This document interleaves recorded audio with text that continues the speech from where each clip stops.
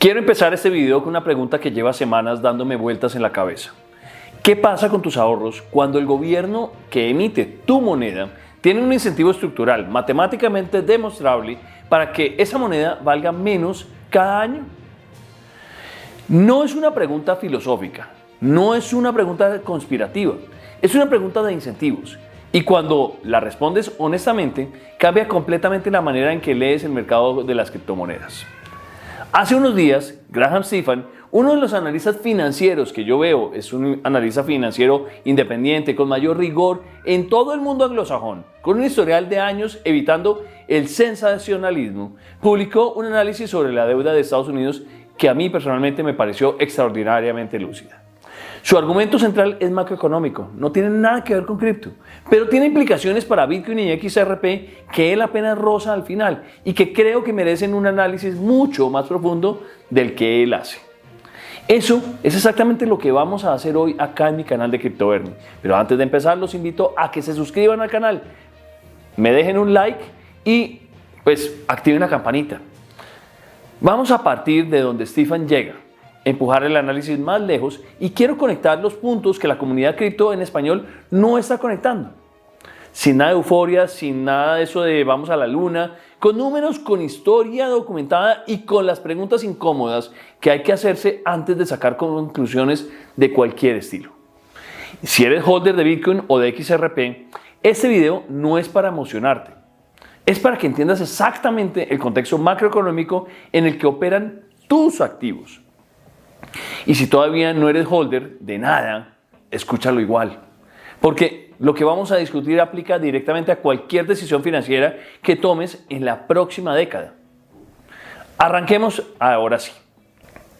Empecemos por los números porque el contexto importa. Ustedes saben muy bien que a mí me gusta ir siempre al análisis para poder saber de dónde partimos. Estados Unidos debe hoy casi 40 billones de dólares. No millones, no miles de millones. Billones con B larga. Para que tengan referencia, el PIB completo de los Estados Unidos es aproximadamente 29 billones de dólares. La deuda ya supera la producción económica anual del país. Y no está quieta. Se acumulan aproximadamente 6 mil millones adicionales de deuda cada día. Cada día. El trayecto proyectado lleva a esa cifra a subir hasta los 50 billones para el 2030. Ahora, la primera pregunta escéptica que hay que hacerse es esta. ¿Y qué? Los países tienen deuda. Japón, por ejemplo, tiene una deuda del 260% de su PIB y sigue funcionando. ¿Por qué es diferente ahora? La verdad no entiendo cómo hacen para funcionar, pero bueno. La diferencia está en el costo de financiar esa deuda. Cuando las tasas de interés estaban cerca de cero, como estuvieron entre el 2009 y el 2022, el gobierno podía pedir prestado a casi cero costos. Era como tener una tarjeta de crédito al 0%. Endeudarte no duele si no pagas intereses. Obvio. Pero cuando las tasas suben, el perfil de ese endeudamiento cambia drásticamente.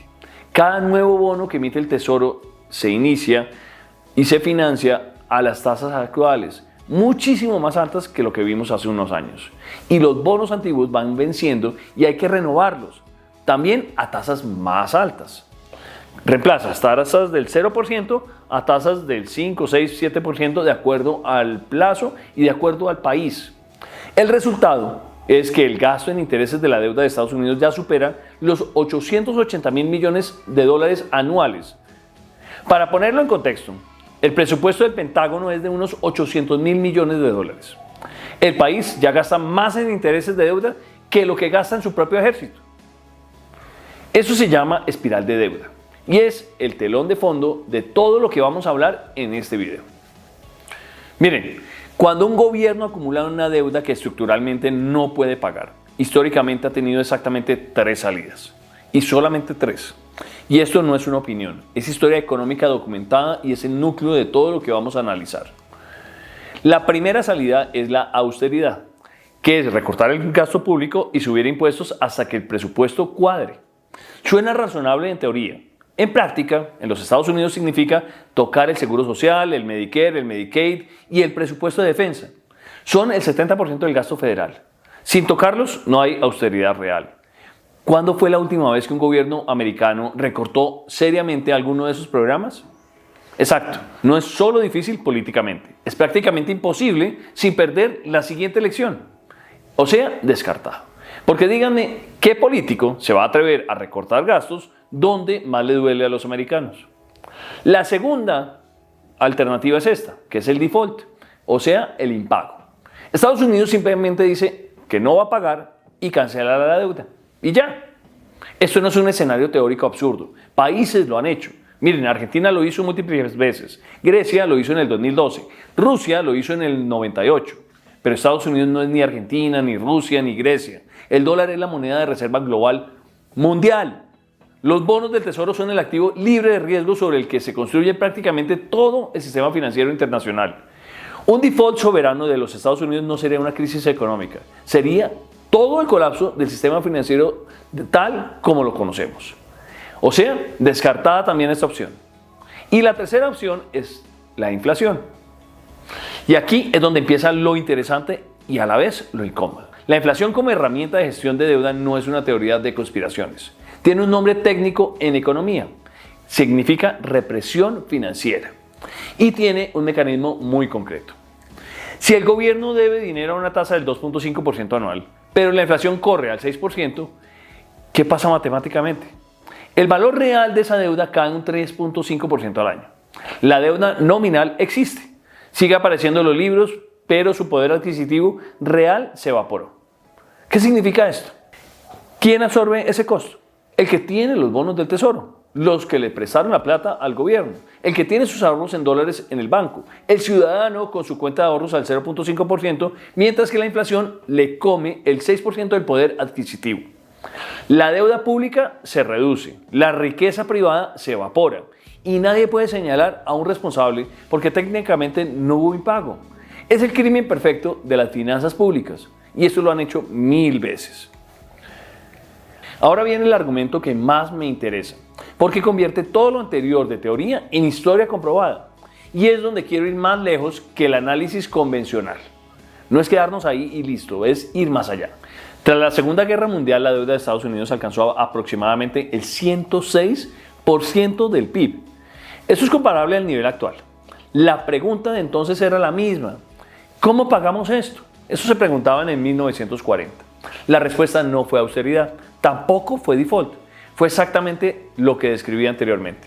El gobierno, de la mano de la Reserva Federal, mantuvo las tasas de interés artificialmente suprimidas durante años. Los bonos del tesoro a corto plazo fijados en 0.375%. Los bonos de largo plazo en 2.5%. Mientras tanto, la inflación en algunos años llegó incluso a doble dígito. ¿Cuál fue el resultado? Quien tenía bonos del gobierno ganaba un 2.5% nominal, pero perdía su poder adquisitivo real. Durante más de una década, el ratio de la deuda contra el PIB cayó del 106% a menos del 30% para mediados de los 60. No porque pagaron la deuda, sino porque la inflación redujo su valor real mientras que la economía crecía. Esto tiene nombre en la literatura económica, se llama represión financiera. Fue estudiado en profundidad por Carmen Reinhardt y Belén Sbrancia en un paper académico del 2011 que revisé para este video. No es una teoría marginal, es historia documentada con cifras precisas. Y Graham Stephan, en su análisis reciente, lo retoma como marco de referencia para leer el momento actual, lo cual a mí me parece completamente acertado. Pero aquí es donde quiero ir más lejos que este análisis.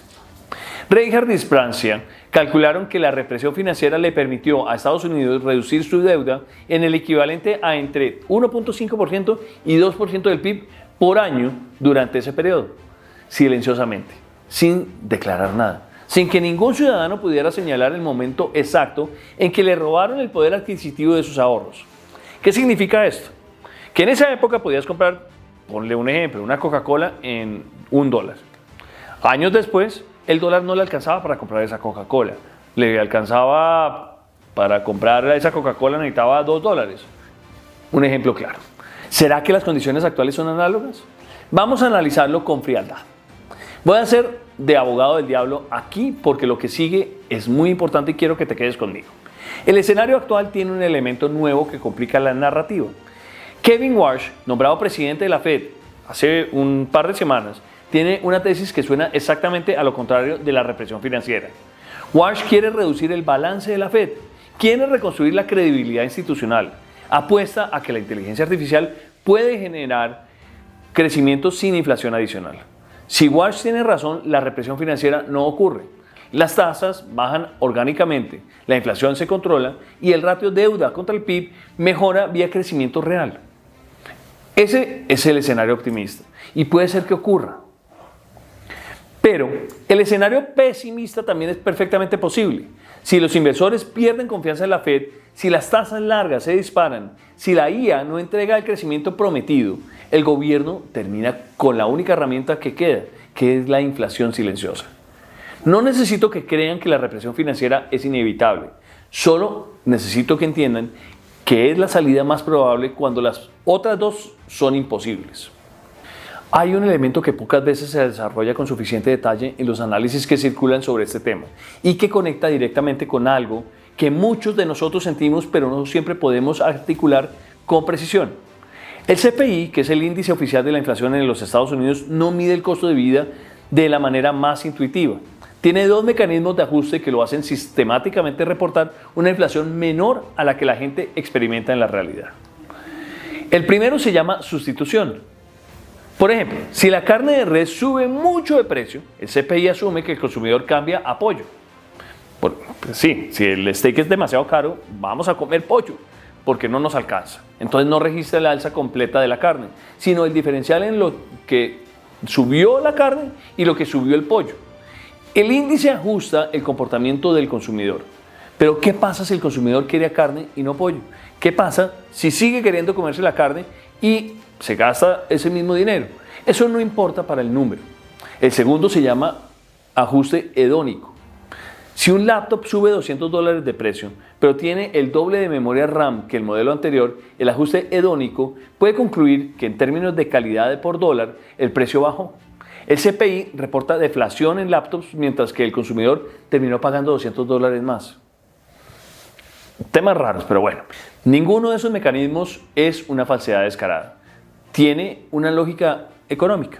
El problema es que la suma de esos ajustes crea sistemáticamente un CPI que se siente desconectado de lo que la gente paga en su vida real. Y eso importa porque si la inflación real es del 6%, pero el CPI oficial reporta 3.5%, el gobierno puede argumentar que las tasas reales no son tan negativas como parecen. Los bonos siguen siendo aceptables. La represión financiera ocurre en silencio, debajo del umbral de lo que la estadística oficial termina reconociendo. Ahora sí, vamos a hablar de cripto. Para un holder de Bitcoin, este punto no necesita más explicación. Lo entendemos en las tripas. Es parte de por qué estamos aquí. Acá llegamos al punto donde el análisis macro converge con la tesis de las cripto. Y quiero ser muy preciso aquí porque no quiero caer en lo que criticamos cuando otros lo hacen. Usar una narrativa macro para justificar un sesgo de confirmación preexistente.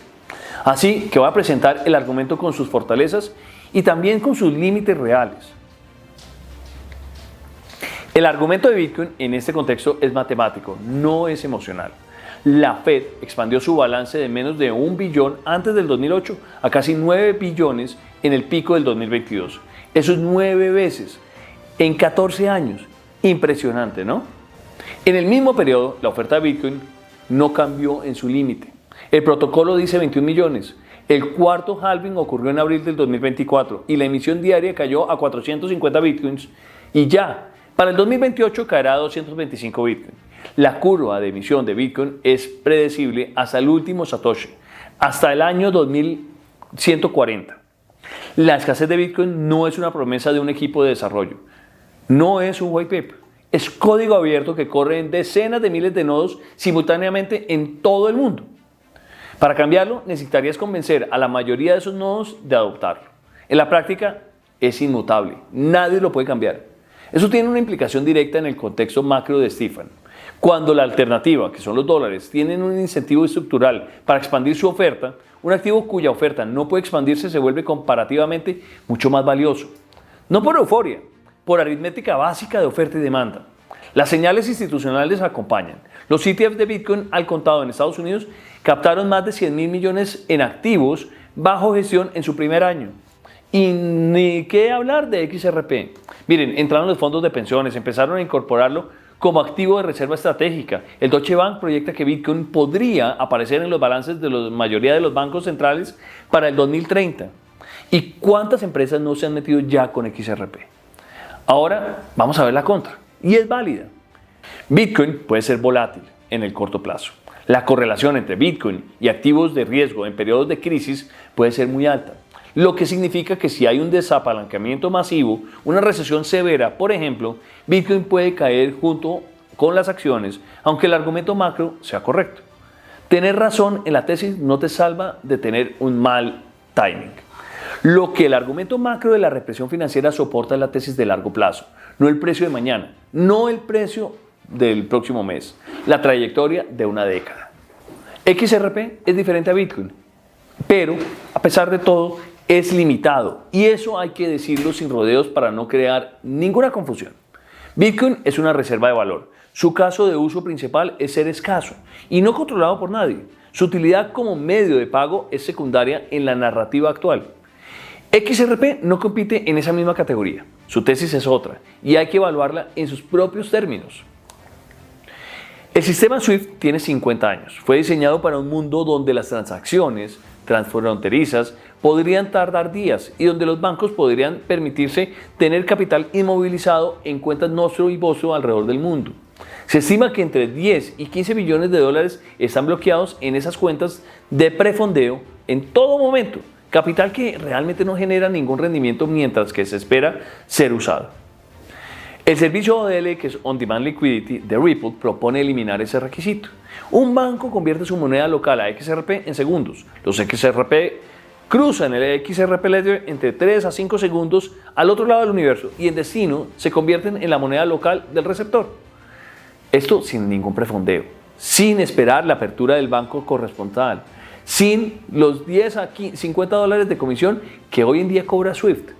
El costo por transacción en el XRP Ledger es una fracción de un céntimo.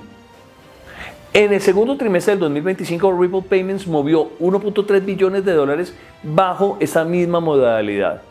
Hoy hay más de 300 instituciones financieras que participan de RippleNet, incluyendo SBI Holdings, Santander, PNC, CIBC, y hay evidencia de integración con el Deutsche Bank en sus sistemas de pagos internacionales. Ahora, el punto donde tengo que ser honesto, porque este es el matiz que muchos XRP holders no quieren escuchar. RippleNet no obliga a usar XRP. Los bancos podrían usar la red de Ripple con monedas fiat. Eso significa que el crecimiento de la red no se traduce automáticamente en demanda del token, pero sí se utiliza como gas fee dentro de XRP Ledger. Dicho esto, hay una razón de eficiencia de capital por la que ODL con XRP tiene ventaja estructural sobre las alternativas fiat. Cuando los márgenes bancarios se comprimen y se están comprimiendo actualmente, la diferencia entre tener 500 millones de dólares bloqueados en una cuenta Nostro o liberar ese capital moviéndolo vía XRP se vuelve muy relevante para cualquier director financiero de cualquier empresa. El suministro de XRP está fijado en los 100.000 millones de unidades, todas creadas desde el inicio, sin minería adicional. Pero si la demanda de ODL crece y el volumen de pagos transfronterizos está proyectado a aproximarse a los 320 billones de dólares anuales para los años 30, la presión sobre la oferta disponible es real. Además, en diciembre del 2025, Ripple obtuvo autorización federal como banco custodio del OCC. El roadmap para el 2026 incluye un protocolo de préstamo DeFi nativo sobre el XRP Ledger que podría convertirlo de activo puente a token generador de rendimiento institucional. La tesis de XRP no es la inflación va a subir a XRP, no va a subir el precio directamente. Es que XRP está posicionado para ser la plomería financiera de un sistema que necesita urgentemente actualizarse y que esa utilidad creciente combinada con la oferta fija crea una dinámica de valorización basada en la demanda real, no en la especulación. Miren, voy a cerrar con lo que pienso honestamente después de revisar todo este marco durante semanas. Los gobiernos con deudas impagables han elegido históricamente el cambio de menor resistencia política, que es dejar que la inflación haga el trabajo sucio mientras que la estadística oficial lo termina suavizando. Lo hicieron después de la Segunda Guerra Mundial. Duró casi 20 años en los Estados Unidos. Los ahorradores en bonos y en efectivo absorbieron el costo. Nadie fue procesado, nadie firmó ninguna norma rara y nada fue ilegal. Y la mayoría de la gente ni siquiera lo llamó por su nombre mientras que esto ocurría. Hoy las condiciones son estructuralmente similares a lo que se vivió después de la Segunda Guerra. La deuda es comprobable en términos de PIB. Las salidas alternativas son igualmente inviables. Y el nuevo presidente de la Fed tiene una estrategia que, en el mejor caso, funciona. En el peor, deja abierta exactamente la misma puerta trasera que se usó en los años 40 y 50. Miren, analistas como Graham Stephan, con audiencias millonarias y sin incentivo para el sensacionalismo cripto, están llegando a conclusiones que apuntan en la misma dirección. Eso no prueba nada por sí solo, pero sí dice algo sobre dónde está convergiendo el análisis serio fuera de nuestra burbuja. Frente a este contexto, Bitcoin y XRP no son activos que uno compra porque van a la luna. Son activos con oferta fija y limitada en un mundo donde la oferta de la moneda de reserva global puede ser expandida por decisión política en cualquier momento. Bitcoin protege porque su escasez está garantizada matemáticamente y es irreversible. Lo mismo pasa con XRP, que agrega utilidad real porque el sistema financiero internacional necesita urgentemente reemplazar una infraestructura de 50 años. Y ya hay más de 300 instituciones que lo están haciendo, la están usando. Ninguno de los dos es una certeza. Los dos tienen riesgos que señalé hoy con precisión, pero la pregunta relevante no es si son perfectos. La pregunta es si son más racionales que guardar el dinero en dólares durante la próxima década de represión financiera silenciosa. La historia documentada dice que sí. Los incentivos actuales dicen que sí. Piénsalo bien. No es consejo financiero, es geometría económica. Espero que este video haya sido suficientemente profundo para que entiendas que meternos con XRP, con Bitcoin, con estas monedas que tienen una escasez limitada, con un monto limitado, nos va a ayudar a tener un mejor posicionamiento en el futuro. Nuestros portafolios dependen de nuestra inteligencia en las inversiones. Por eso te invito a que utilices siempre portales y exchanges como Bitget, como Binance, donde puedes comprar de manera sólida y segura y después lo pasas a una billetera fría, como es el caso de Tangent, que hoy en día apoya este canal con muchísima fortaleza.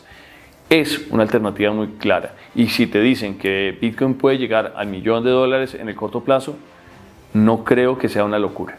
Espero que esta información haya sido súper útil. Acuérdate de regalarme un like, suscribirte al canal, dejarme un mensaje como pone XRP o déjame cualquier pregunta. Trato de contestarlas todas. Nos vemos en la próxima. Chao.